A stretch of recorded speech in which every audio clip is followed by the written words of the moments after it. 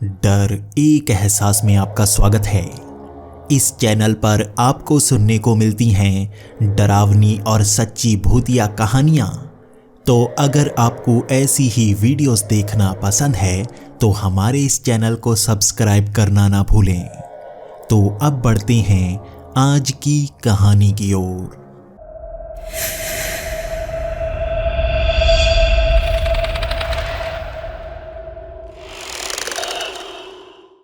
Hello दोस्तों, मेरा नाम एलेक्स है और मैं नॉर्वे का रहने वाला हूँ। मैं यहाँ पर एक बड़े शहर में बैंक में नौकरी करता था और मेरा काम कैशियर का था। मेरा ये काम बहुत ही अच्छा चल रहा था जब तक कि मेरी ट्रांसफ़र नहीं हो गई। मेरी ट्रांसफ़र एक छोटे से शहर में हो गई थी। वहाँ मेरे साथ जेम्स की भी ट्रांसफ़र हुई थी जो मेरे साथ यहीं पर काम करता था। हम वहाँ पर बहुत समय तक काम करते रहे, लेकिन हमारा वहाँ कोई अच्छा दोस्त नहीं बन रहा था। वहाँ लोगों का स्वभाव शायद अलग था। हमें ज़्यादा खर्चा करना पसंद था, लेकिन वो ज़्यादा कंजूस थे और हम ज़्यादातर खर्चा करते और वो हमसे चिढ़ते रहते। उन्हें हम पर शक होता रहता, कहीं हम 2 नंबर का पैसा तो नहीं कमाते। लेकिन हमें पैसा खर्च करने में मज़ा आता था। हमारी सैलरी ठीक ठाक थी, फिर भी हम उसमें से मज़े के लिए जितना खर्च कर पाते हम करते। जेम्स की उम्र मुझसे लगभग 15 साल बड़ी थी, लेकिन मैं उन्हें अपने लिए सबसे अच्छा दोस्त मानता था। हम हर रोज़ बैंक में काम करते और शाम को एक साथ घर की तरफ निकल पड़ते। रोज़मर्रा का हमारा यही काम था। लेकिन यहाँ 6 महीने तक काम करने के बाद हमें पता लगा था कि इस शहर में भी लोगों के पास ज़्यादा पैसा नहीं है। यहाँ आसपास बड़ी बड़ी फैक्ट्रीज नहीं हैं जैसी कि हमारे पहले शहर में थी। फिर भी यहाँ पर लोगों के पास सही से खर्च करने के पैसे ही हैं। धीरे धीरे ये शहर बड़ा होता जा रहा था और यहाँ पर नई नई दुकानें खुल रही थीं, नए नए शॉपिंग मॉल खुल रहे थे। फिर भी हमारी नज़रों में सबसे बड़ी बात जो खटक रही थी वो थी पास में ही एक गांव के लोग। वहाँ उस गांव से जितने भी लोग इस बैंक में आते उनके पास ज़्यादा पैसा होता। शहर वाले लोगों से भी ज़्यादा पैसा उन गांव वालों के पास था। और हमारे मन में हमेशा यही सोच रहती, कैसे वो किस चीज़ से ज़्यादा पैसे कमा रहे हैं। क्या वो खेती ज़्यादा कर रहे हैं या वो फलों को ज़्यादा लगा रहे हैं। पेड़ों से फल ज़्यादा आते होंगे जिससे वो कमाई करते होंगे, या वहाँ पर वो कोई ऐसा काम कर रहे हैं जिससे उन्हें ज़्यादा पैसे मिल रहे हैं। कहीं वो कोई इल्लीगल काम तो नहीं कर रहे। ऐसे सब सवाल हमारे मन में घूमते रहते। मैं जेम्स को जानता था। वो थोड़ा सा लालची था। पैसों के मामले में हमेशा वो नई नई तरकीबें लगाता रहता। मैं बेईमानी बिल्कुल भी करनी पसंद नहीं करता था, लेकिन जेम्स बार बार कहता कि अगर उसे कहीं मौका मिल गया तो वो बेईमानी करके भी बहुत सारा पैसा कमाना चाहेगा।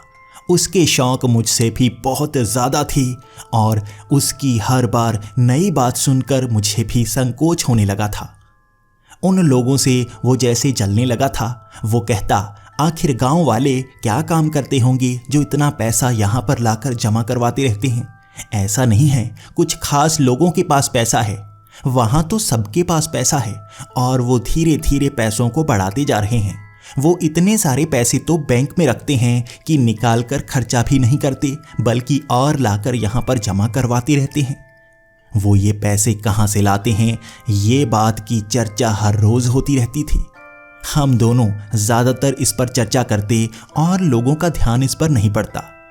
मैं जेम्स के साथ शाम को जाते जाते भी इस पर चर्चा करता और एक दिन जेम्स ने कहा भी, क्या हम उस गांव में ना चले जाएं और लोगों से पूछ ही लें वो काम क्या कर रहे हैं। हम वहाँ पर 2-4 दिन रहकर आते हैं और पता करते हैं वो क्या काम करते हैं। देखो, बैंक में उन लोगों के पास कितना पैसा हो गया है। क्या वो कोई अजीब सा काम करते हैं जो हम भी कर सकते हैं, हम भी पैसा कमा सकते हैं। क्यों हम इस बड़े शहर में रहकर इस बैंक में पूरा दिन घुटते रहें जब हम उस गांव में खुली हवा में रहकर ज़्यादा पैसा कमा सकते हैं। वो लोग भी खुश नज़र आते हैं। यहाँ आकर वो ज़्यादा अकड़ नहीं दिखाते, बिल्कुल साधारण नज़र आते हैं। हम उनसे पैसे भी तो ऐंठ सकते हैं। जेम्स की ऐसी बातें मुझे काफ़ी अजीब लग रही थी, लेकिन बातों में था तो दम। हमें उस गांव में जाना चाहिए। इसी बात के लिए हमने बैंक से कुछ छुट्टियां ले ली थी। हमने कहा था कि हम नए अकाउंट्स खोलना चाहते हैं, लोगों को लोन्स देना चाहते हैं और उनके पैसों की मैनेजमेंट करना चाहते हैं। इसीलिए हमें 2-4 दिन की छुट्टी चाहिए। हम आसपास के गांव में घूमना चाहते हैं। हम इन दिनों की सैलरी भी नहीं लेंगे और जो भी फ़ायदा होगा वो बैंक का ही होगा। हमें आसानी से छुट्टी मिल गई थी। अगले ही दिन हम अपना सामान उठाकर उसी गांव की तरफ निकल पड़े। ये गांव था तो काफ़ी दूर, लेकिन यहाँ जाना इतना मुश्किल भी नहीं था। सड़क से थोड़ा पीछे हटकर ये गांव था और चलकर उस गांव के अंदर जाना पड़ता। जैसे ही हम उस गांव के अंदर पहुंचे, उनके घर देखकर हमारे होश उड़ चुके थे। बड़े बड़े ईंटों के घर थे वहां पर, लकड़ी के घर भी बने हुए थे और वहां पर तो ऐसे घर थे जैसे सुंदर सुंदर फार्म हाउस हों। उन लोगों ने घरों को बहुत सुंदर बना रखा था, पेड़ों को बहुत अच्छे तरीके से लगा रखा था, सड़कें बिल्कुल साफ थी। ऐसा बिल्कुल नहीं लग रहा था ये कोई गांव है। ऐसा लग रहा था जैसे कोई बहुत ही विकसित शहर हो। आखिर हमारे उस बड़े शहर से अच्छा तो ये छोटा सा गांव था। क्यों नहीं इसे शहर बनाया जाता? आखिर ये लोग करते क्या हैं? हम थोड़ा आगे बढ़ते जा रहे थे और गांव के लोग हैरान थे हम वहां पर क्या करने आए हैं। उस गांव को देखते देखते मन मंत्रमुग्ध होता जा रहा था और उनकी चमकती हुई आंखें ये सवाल पूछ रही थी, हम यहाँ पर क्यों हैं? थोड़ा आगे बढ़कर हम लोगों से बात भी करने लगे। हम उन्हें कह रहे थे हम इस बैंक से आए हैं। कुछ लोगों ने तो हमें पहचान लिया था और वो हमारा स्वागत कर रहे थे।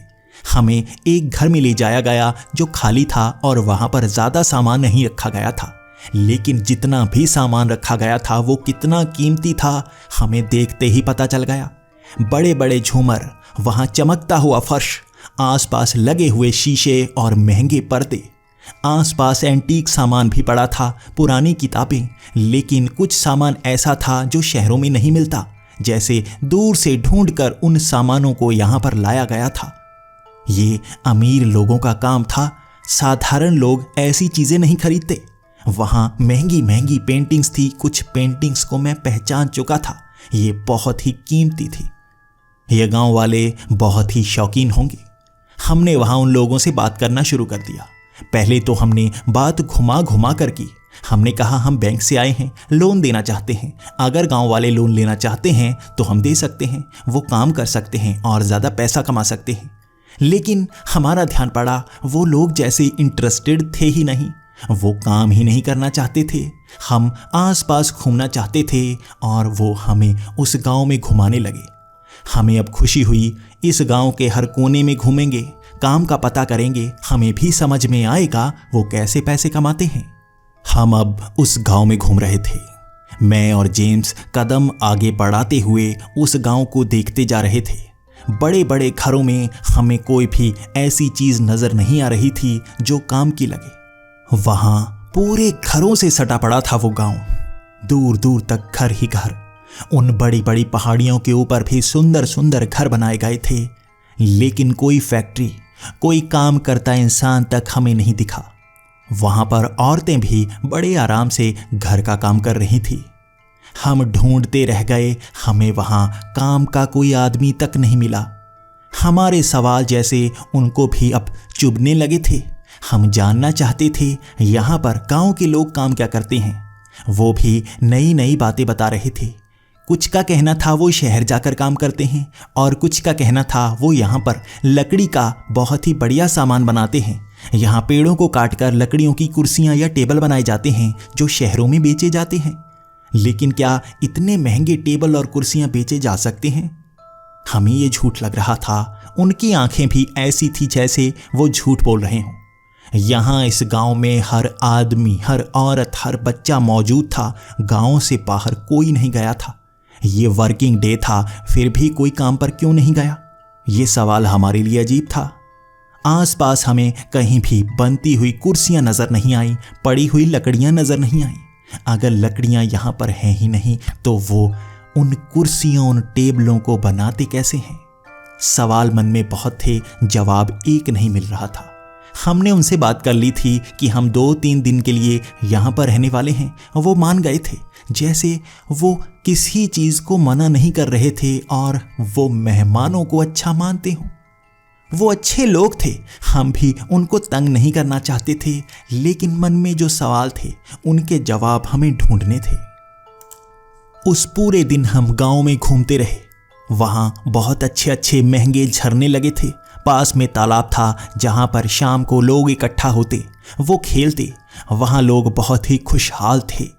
सवाल तो हमारे मन में था, हम थोड़े से परेशान थे। हम इतना ज़्यादा काम करते हैं, इतने पैसे उजाड़ते हैं, फिर भी इतनी खुशी हमारे अंदर नहीं थी जितनी उनके अंदर थी। कहाँ से लाते थे वो इतना पैसा, इतनी खुशी? इन सवालों के जवाब हमें चाहिए थे। पहले दिन तो हम भी उनके साथ घुल मिल गए। वो हमें नए नए खेल खिलाते, हमें जंगल में घुमा कर लेकर आते, ऊपर वाले ऊंचे घर दिखाते, तालाब दिखाते, पेड़ों को दिखाते, वहाँ नए नए फलों को दिखाते। वो क्या खाते हैं, कैसे खाते हैं, इन चीज़ों को बताते। उनके शौक भी बहुत महंगे थे। उनका वो अनाज भी किसी और स्टेट से आया करता। यहाँ बहुत ही खुशहाली थी। और अगले दिन हम समझ गए थे, बड़े लोगों से बात करके कोई फ़ायदा नहीं होगा। वो बातों को घुमा रहे हैं, सच तो हमें बताया ही नहीं जा रहा। हमें बच्चों से दोस्ती करनी होगी। बच्चे मन के सच्चे होते हैं जो सच बता ही देते हैं, और उनसे जैसे जैसे बात करते जाएंगे कुछ ना कुछ उगलवाते जाएंगे। अगले दिन हमने यही करना शुरू कर दिया। हम बच्चों को ढूंढ रहे थे, बच्चे कहाँ पर खेलते हैं। वहाँ बड़ा सा किंडर गार्डन बनाया गया था जहाँ बहुत ही सुंदर सुंदर झूले लगाए गए थे। माँ बाप आसपास नहीं थे, वहाँ बच्चों का झुंड था जो खेल रहा था। हम आसपास बच्चों के करीब घूमते रहे और उनसे बातें करते रहे। धीरे धीरे हम उनसे दोस्ती बना रहे थे। हम उनको कई अपनी चीज़ें दे रहे थे, लेकिन उनके पास लगभग सब कुछ था। वो हमसे दोस्ती करना चाहते थे, हम भी खुश थे। उनसे कुछ पता तो कर पाएंगे। धीरे धीरे दोपहर तक हमने उनसे दोस्ती भी कर ली। शाम तक हम उनके साथ खेलते रहे और वो हमें अपना दोस्त मान रहे थे। किसी को शक नहीं हो रहा था हम करना क्या चाहते हैं। वहाँ उन बच्चों से हमने पूछना शुरू कर दिया, आखिर तुम्हारे माँ बाप करते क्या हैं? कैसे वो इतने खुशहाल हैं? यहाँ पर इतना सारा सामान आता कहाँ से है? बच्चों ने भी एक जैसा जवाब दिया जो काफ़ी अजीब था। वो बच्चे कहने लगे कि पापा सोना लेके आते हैं। दूसरे बच्चे ने भी कहा, पापा सोना लेके आते हैं। हर कोई ये कह रहा था कि वो सोना लेकर आते हैं जो शहर में बेचते हैं। उसी सोने से इस शहर की कमाई होती है। हमारी आंखें चमक गई थी। क्या यहाँ पर कोई सोने की खदान है जहाँ से सोना निकलता है और ये गांव वाले उस सोने को इकट्ठा करते रहते हैं, बेचते रहते हैं? हर बच्चे से एक जैसा जवाब मिल रहा था और हम जान गए थे यहाँ कुछ गड़बड़ चल रही है। लगता है इन्हें पता लग गया है सोना कहाँ से निकलता है और ये बताना नहीं चाहते। हमें कन्फर्म हो गया था और तीसरे दिन हमने यही काम करना शुरू कर दिया। हम थोड़े थोड़े हिंट देने लगे। लोगों के पास जाकर उन्हें थोड़ा इस तरह से चौंकाने लगे जैसे हमें पता हो सोना कहाँ से आ रहा है। हम उनसे कहते, कई शहरों के नीचे सोना दबा है, लोग निकालते रहते हैं। अगर उनकी कंप्लेंट कर दी जाए तो वो फंस सकते हैं। सोने की खादान अगर कहीं से निकले और ये भी पता लग जाए कि लोग छिप छिप कर सोना निकालते हैं तो पकड़े जा सकते हैं। हमने उन्हें बहुत ज़्यादा धमका दिया था। उन्हें ये तो समझ में आ गया था कि हमें कुछ पता लग गया है, लेकिन वो डर नहीं रहे थे, जैसे उन्हें ऐसा लग रहा हो कि वो पकड़े ही नहीं जा सकते। इसके बाद मैंने यहीं गांव से फ़ोन घुमाया मिस्टर हेटमायर को। वो शहर में एक बहुत बड़े भूविज्ञानी थे। मैं घुमा घुमा कर उनसे बात करना चाहता था ताकि वो भी इस बात को पूरी तरह से ना समझ पाए कि यहाँ पर सोना मौजूद है। मैं उनको कहने लगा, क्या यहाँ पर कभी खुदाई हुई है? क्या यहाँ पर कोई कीमती चीज़ निकल सकती है? मैं सोच रहा हूँ कि यहाँ पर खुदाई शुरू कर दूँ। मुझे शक है यहाँ से कई धातुएं निकल सकती हैं। लेकिन हेटमायर का कहना था कि यहाँ पर खुदाई बहुत बार हो चुकी है। यहाँ नीचे कोई मेटल नहीं है। थोड़ा सा कोयला नीचे मौजूद है जो कई बार निकल आता है, लेकिन उसमें खर्चा बहुत होता है। यहाँ पर बहुत सारी खदानें लगाई गई थी, कोयले के सिवा कुछ नहीं निकल रहा था, इसीलिए उन सबको बंद कर दिया गया। ये मिट्टी बंजर है, यहाँ से कोई धातु निकल नहीं सकती, चाहे जितनी भी गहराई में चले जाओ। बड़ी बड़ी मशीनें जमीन के अंदर छोड़ दी गई थी, लेकिन कुछ मिला तक नहीं। यहाँ से कुछ नहीं निकल सकता। इतना कहकर हेटमायर ने फोन काट दिया था और मुझे और भी ज्यादा कंफ्यूज कर दिया था। अगर जमीन से सोना नहीं निकल रहा था तो यहाँ गांव के लोग सोना कहाँ से ला रहे थे? मैं और जेम्स घंटों तक इस बात पर बहस करते रहे। जेम्स का कहना था कि यहाँ लोगों को धमकाना होगा, तब जाकर सच बताएंगे। मैं कह रहा था लोग अच्छे हैं, धमकाना नहीं चाहिए, प्यार से पूछते हैं। उनको कहेंगे आखिर आप सोना कहाँ से लाते हैं, क्या वहाँ ज़्यादा सोना है? हम भी अगर थोड़ा सा अपने काम में इस्तेमाल कर लें, आपको बुरा तो नहीं लगेगा? हम इस गांव में रह सकते हैं। मैंने किसी तरह से जेम्स को मना लिया था, लेकिन जेम्स की आंखों में लालच ज़्यादा थी। मैं इतनी लालच नहीं करना चाहता था। हम उन लोगों के पास पहुंच गए। हमने उनको कहना शुरू कर दिया, हम जानते हैं आपके पास सोना आता है, आप सोना बेचते हैं। यहाँ ज़मीन से सोना नहीं निकलता। शायद आपको कोई खजाना मिला है, शायद कहीं आपने छिपाकर खजाना रखा है। आप धीरे धीरे उसे बेचते जा रहे हैं, लेकिन यकीन कीजिए कभी ना कभी आप पकड़े जा सकते हैं।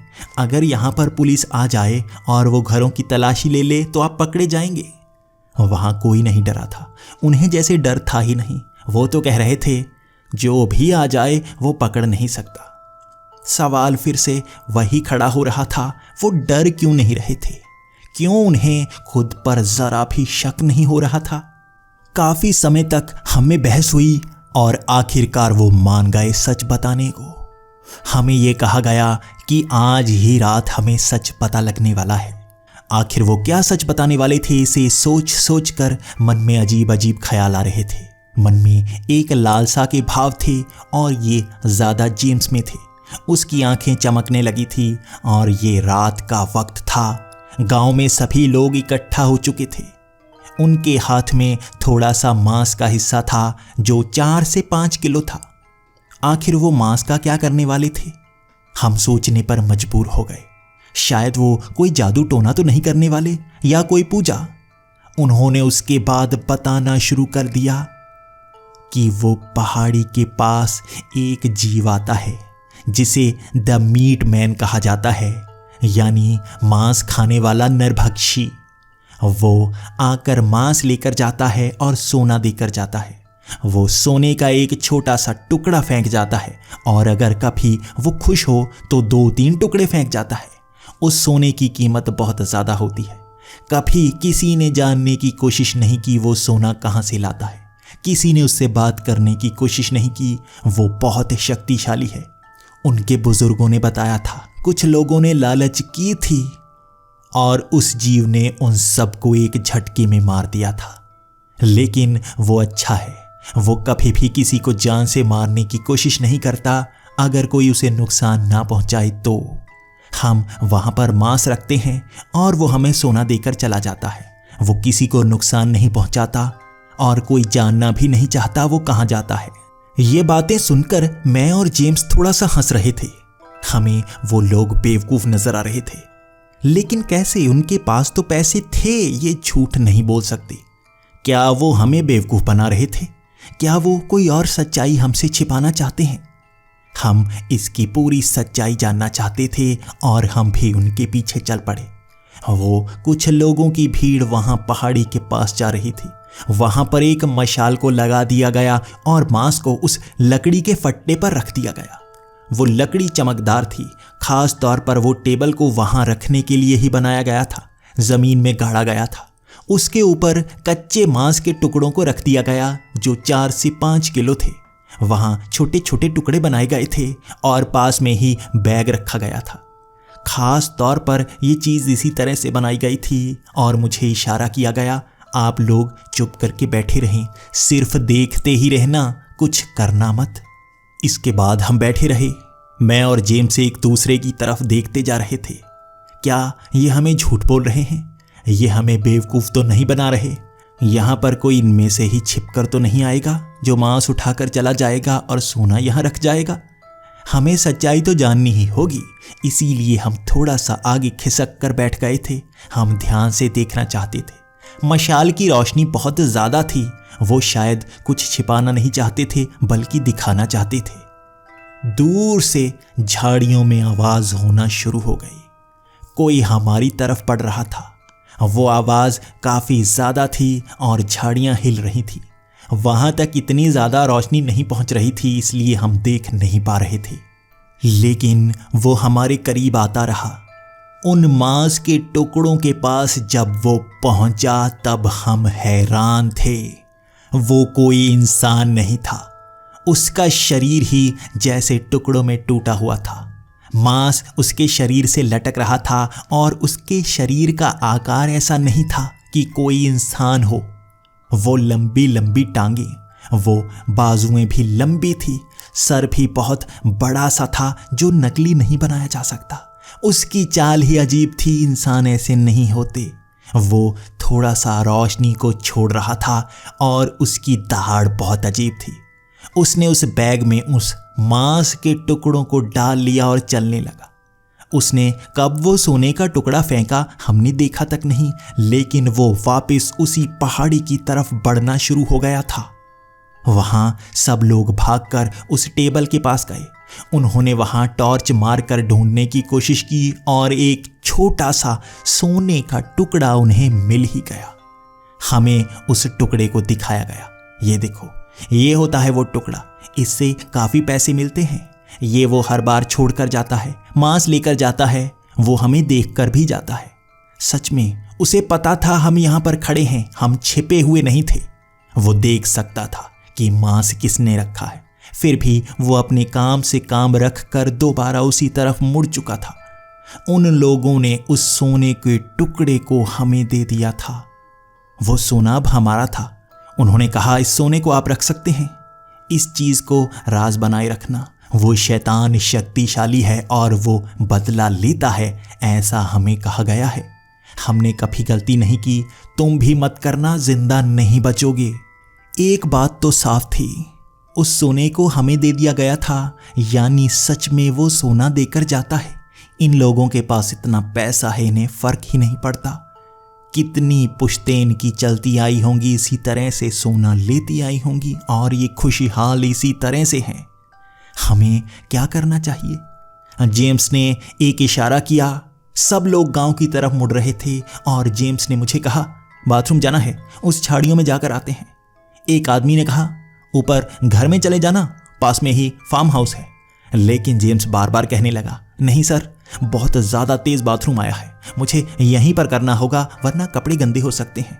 मुझे जेम्स ने इशारा किया एक तरफ आने के लिए। गांव वाले वापस उसी गांव में जा चुके थे और हमारा इंतजार कोई नहीं कर रहा था। जेम्स आगे को बढ़ने लगा उसी शैतान की तरफ। उसने कहा, चलो देख कर आते हैं। कहाँ है वो?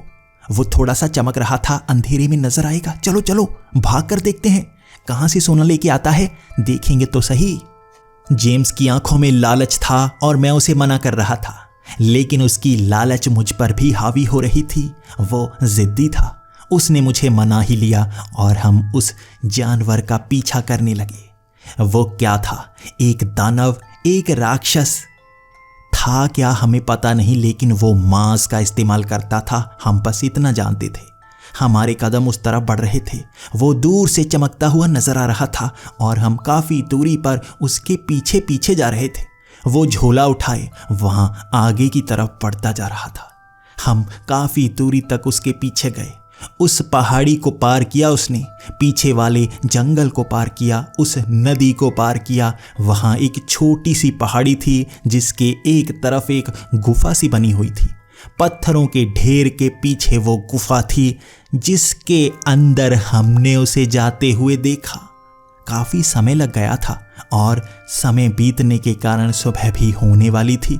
हमें यहाँ पर रुकना चाहिए था, 2 घंटे में ही सुबह हो जाएगी। सुबह के वक्त देखेंगे यहाँ गुफा कौन सी है और अंदर जाने का रास्ता क्या है। वहां जरूर सोना होगा, हम लोगों को लेकर आएंगे, सोना लेकर जाएंगे, सारा सोना हम ले लेंगे। जेम्स के ये शब्द थे। हमने वहां पर सुबह होने का इंतजार किया। हम देखना चाहते थे आखिर उसके अंदर क्या है, लेकिन अंधेरा हमें डरा रहा था। सुबह हो गई और अब हम उस गुफा में जाकर देखना चाहते थे वहां पर हमें क्या देखने को मिलता है। उस गुफा के अंदर कहां से वो शैतान उस सोने को लेकर आता है, उसने कितना सोना छिपा कर रखा है, हमें इसके बारे में पता करना था। लेकिन हम जैसे ही उस गुफा के मुहाने पर पहुंचे, वो गुफा जैसे बंद सी थी। वहां जैसे मिट्टी ही मिट्टी आ चुकी थी, उस पर घास उग चुकी थी। रात के वक्त ऐसा नहीं था। ये गुफा 2 घंटे में बंद हो गई। हमने खरोंचने की कोशिश की, हमने पत्थरों को हटाया, अंदर तक बहुत खोदा, लेकिन वो गुफा थी ही नहीं। रात के वक्त वो गुफा मौजूद थी, दिन के वक्त गायब हो चुकी थी। हमारी आंखों के सामने वो सब हुआ। वो दानव इसी के अंदर समाया था, लेकिन ये तो रास्ता ही बंद है। वो गया कहां? आखिर कैसे वो यहां से गायब हो गया? हमें इसका जवाब तक नहीं मिला। लेकिन हम वापस आए उस गांव में। गांव के लोग हमें काफी अजीब नजर से देख रहे थे। हमने भी बात घुमाकर ये कह दिया हम बाहर ही सो गए थे। हमें उस चांद की रोशनी में सोना बहुत ही पसंद है, इसलिए हम खास में ही सो गए। वो हमारी बात मान गए। जैसे उन्हें पता था हम उस शैतान का मुकाबला नहीं कर सकते, हम कुछ और नहीं कर सकते। लेकिन वहां एक बुजुर्ग ने हमें चेतावनी जरूर दे दी। उसने कहा, लालच से बचकर रहना। पहले भी बहुत लोग लालच कर चुके हैं, उसका इतिहास तक नहीं बचता। ध्यान रखना, लालच से दूर रहना और जो मिलता है उसमें खुश रहना, बहुत आगे जाओगे, जैसे हम गए हैं। इसके बाद जेम्स ने उस आदमी से पूछ ही लिया, आखिर वो शैतान आता कब है? उसने कहा, हर रविवार के रविवार वो यहां पर आता है। शायद वो काफी दूर से आता होगा। हमने भी उस बुजुर्ग को बताया नहीं कि हमने देखा है वो कहां से आता है। हमने उसे ज्यादा कुछ नहीं बताया, लेकिन हम जान गए थे रविवार का वो दिन होगा जब वो दोबारा आएगा। हम यहां पर इंतजार करेंगे। जेम्स ने कहा, जब वो यहां आएगा हम वहां होंगे। हमने अब उन गांव वालों से विदा ले ली थी। हम उसी जंगल में एक जगह टेंट लगाकर रहने वाले थे। हम रविवार का इंतजार करने वाले थे। कुछ दिन तो हम शहर गए रहे। जैसे ही शनिवार आया हम टेंट लेकर वहां पहुंच गए, उस गुफा के आसपास।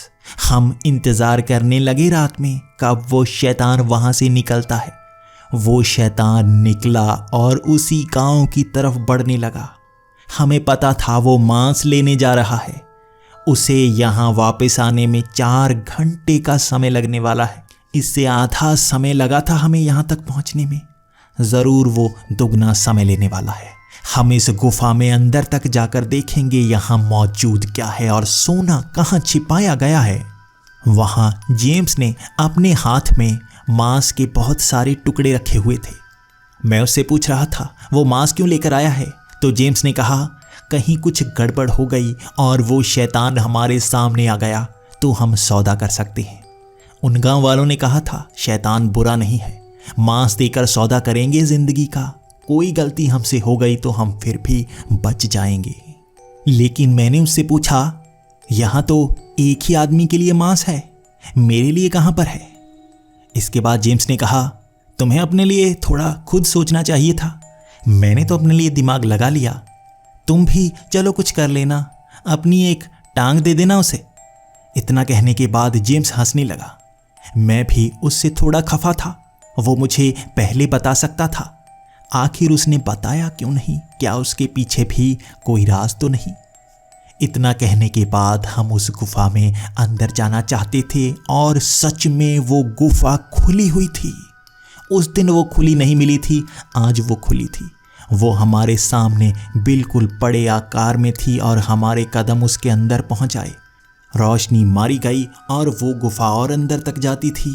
हम उसके और अंदर जाना चाहते थे। गहराई की तरफ जाती गुफा में नीचे की तरफ उतरना मुश्किल था। हम बड़ी मुश्किल से नीचे की तरफ उतरते रहे। वहाँ बहुत सारे छोटे छोटे पानी के झरने बने हुए थे। थोड़ा थोड़ा पानी वहाँ से टपक टपक कर आ रहा था और ये कहाँ से आ रहा था हमें नहीं पता। वो ज़्यादा बड़ी गुफा नहीं थी और हमने हर कोने को खंगाल लिया, हमें सोने का एक टुकड़ा तक नहीं मिला।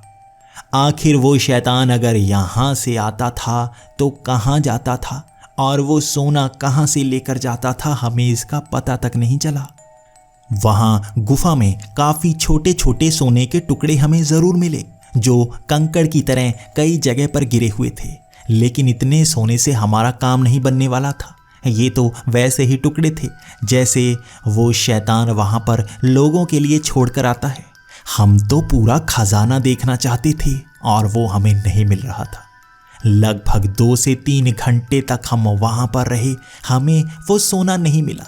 आगे जाने का कोई रास्ता नहीं, बाहर जेम्स आना नहीं चाहता था। उसने कहा हमें यहाँ रुकना होगा, शैतान इस गुफा के अंदर आएगा, देखेंगे हम कहाँ पर जाता है, जहाँ पर जाएगा हम पीछे जाएंगे।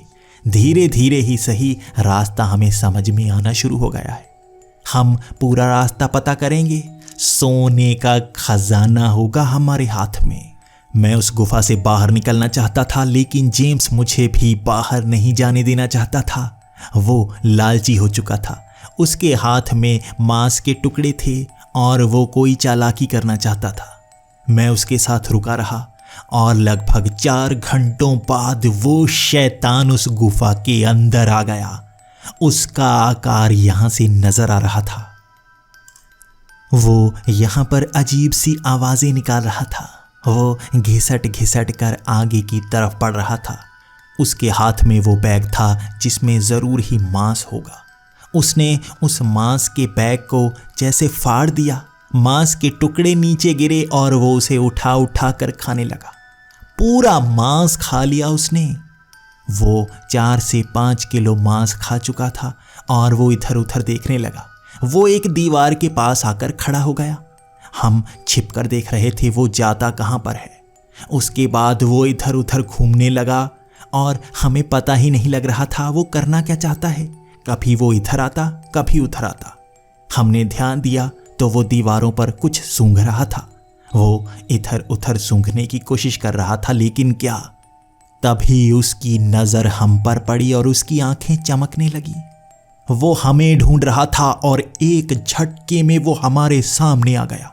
लगभग 20 मीटर की दूरी से वो जैसे उड़ता हुआ एक झटके में सामने पहुंच गया था और सामने आकर वो गुर्राना शुरू हो चुका था।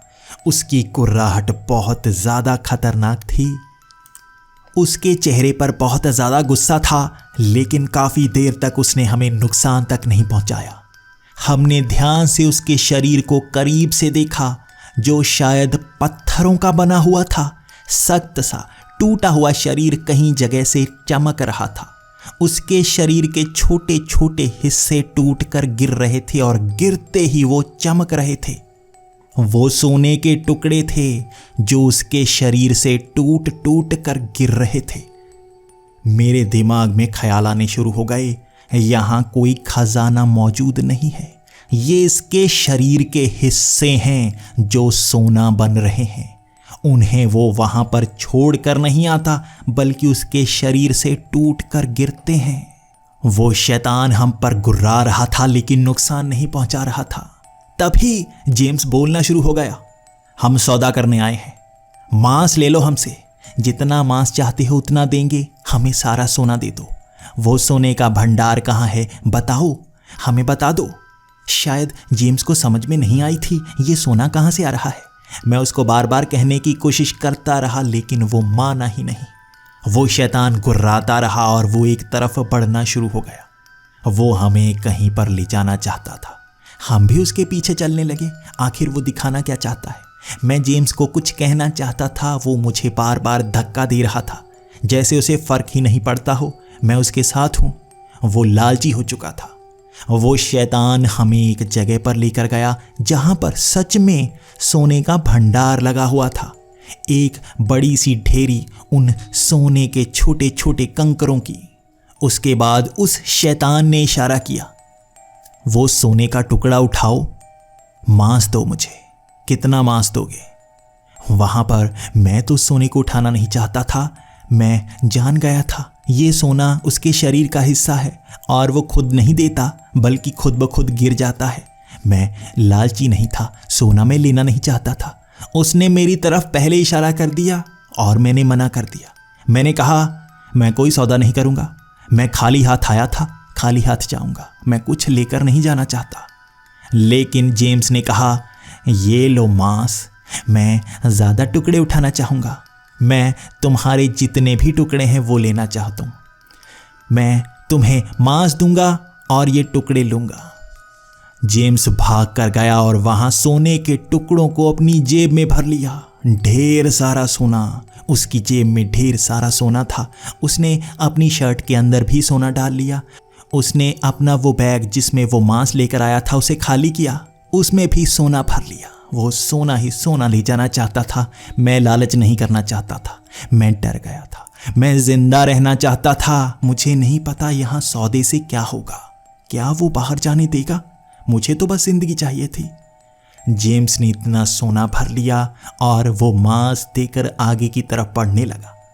उस शैतान ने मुझे इशारा किया, तुम जा सकते हो। उसने मुझे जाने को कह दिया और मैं आगे की तरफ बढ़ गया। मैं पीछे मुड़कर देख रहा था। जेम्स ने कहा, मुझे भी जाने दो, मैं यहाँ से जाना चाहता हूँ। सौदा हो गया, मांस मिल गया, सोना ले लिया। उस शैतान ने कहा, सौदा वैसा ही हुआ। तुमने मेरे सोने के लिए मुझे मांस दे दिया, मेरा सोना तुमने ले लिया, लेकिन दूसरों के सोने का मांस कहाँ है? उसके इस शब्दों ने मेरे पैरों तले जमीन हिला दी थी। ये सारा सोना इसके शरीर का हिस्सा नहीं था। वो बार बार ये कह रहा था, ये सारा सोना मेरा नहीं है। अगर ये उसका नहीं है तो किसका है? वहां पर आसपास से आवाजें आने लगी, बिल्कुल उसी शैतान जैसे हजारों शैतान दीवार से निकल कर आ रहे थे। वो रूप में ढल रहे थे और करीब आ रहे थे।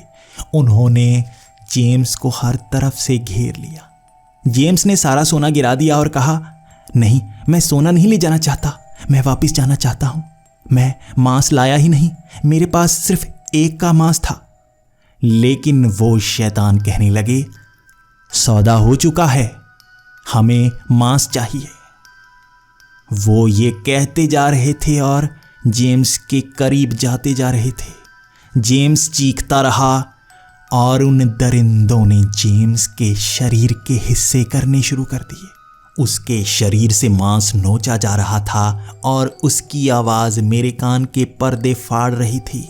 वो आवाज़ गूंजती जा रही थी और वहाँ पर शैतानों की भीड़ लगती जा रही थी। हर दीवार से, उस गुफा की हर दीवार से एक एक शैतान निकल रहा था और उसने जैसे जेम्स के हर हिस्से को निगल लिया। छोटे छोटे टुकड़ों में काट कर खा गए वो जेम्स को। सोना भी वहाँ पड़ा था और मेरे हाथ खाली। मेरे अंदर इतना डर भर गया था, मैं हिल नहीं पा रहा था। मैं उन्हें जैसे बिना बताए यहाँ से हिलना तक नहीं चाहता था। शैतानों की वो आंखें चमकती हुई मेरी तरफ थी, लेकिन वो मुझे नुकसान नहीं पहुंचा रहे थे। मैंने देखा वो मांस खाने वाले शैतान धीरे धीरे दीवार में समाते गए। एक एक करके वो सभी दीवार में समा गए, सिर्फ एक बचा। वो भी धीरे धीरे चलता गया। मैं हिला तक नहीं और दीवार के पास पहुंचकर उसने कहा, जल्दी से चले जाओ, समय होने वाला है। उसकी इस बात ने मेरी आंखें चमका दी थीं। सच में ये गुफा गायब हो जाएगी, मैं बाहर नहीं निकल पाऊंगा। मैं पीछे की तरफ मुड़ रहा था और मैंने देखा वो छोटे छोटे सोने के टुकड़े भी जमीन में समा गए और वो शैतान भी दीवार में पहुंच गया। वहां खाली गुफा थी, कुछ नहीं। जेम्स के मांस के हिस्से तक नहीं थे वहां पर। वो शैतान हड्डियों तक को निकल गए। मैं उस गुफा से भागता हुआ बाहर आ गया। रोशनी आने वाली थी, सूरज निकलने वाला था। मैं गुफा से बाहर आया और गांव की तरफ भागने लगा। मैंने देखा सूरज चढ़ता हुआ, दूर से उस गुफा को गायब होते हुए देखा मैंने। डर ने मेरे अंदर घर कर दिया और मैं उस गांव में पहुंच गया। मैंने गांव वालों को सब कुछ बता दिया और वो खुद हैरान थे, हमने ये बेवकूफ़ी की ही क्यों? आखिर हमने उस शैतान को इतना नाराज किया ही क्यों? तब गांव वालों ने बताना शुरू किया, बहुत साल पहले जब यहाँ पर बहुत सारे सैनिक आए थे, वो जान गए थे इस शैतान से सोना निकलता है। उन्होंने इसे मारने की कोशिश की थी, इसके बाद उन्होंने इसके इतने सारे रूप बनते हुए देखे। ये सब इसी के हैं। जितनी ज़्यादा लालच उसके उतने ज़्यादा रूप। यहाँ पर तुम्हारी लालच पर ये निर्भर करता है वो कितना भयानक रूप लेता है, कितने रूप लेता है। वहाँ जेम्स ने जितनी लालच की, जितने टुकड़े उठाए, हर एक के लिए एक एक शैतान बना और उस हिस्सों को जैसे समेटते हुए वो खुद में समा गया। यही होता है उस शैतान का असर। अगले हफ्ते फिर से वो शैतान मांस लेने आया। मैं सामने खड़ा उसे देख रहा था। उसने नज़र तक ना उठाई, जैसे वो मुझे जानता तक ना हो। उसने जैसे मुझे भुला भी दिया था। कोई गुस्सा नहीं, कोई गिला नहीं। मैं आज भी इसे याद करके डर सा जाता हूँ। जिंदगी का मज़ा खत्म हो गया है। शैतान आपके सामने हो तो लालच नहीं की जाती। सिर्फ यही सच्चाई मैं मन में दबाए रखता हूँ। आज भी मैं जिंदगी में आगे बढ़ता जा रहा हूँ, लेकिन जीने की इच्छा नहीं बची है।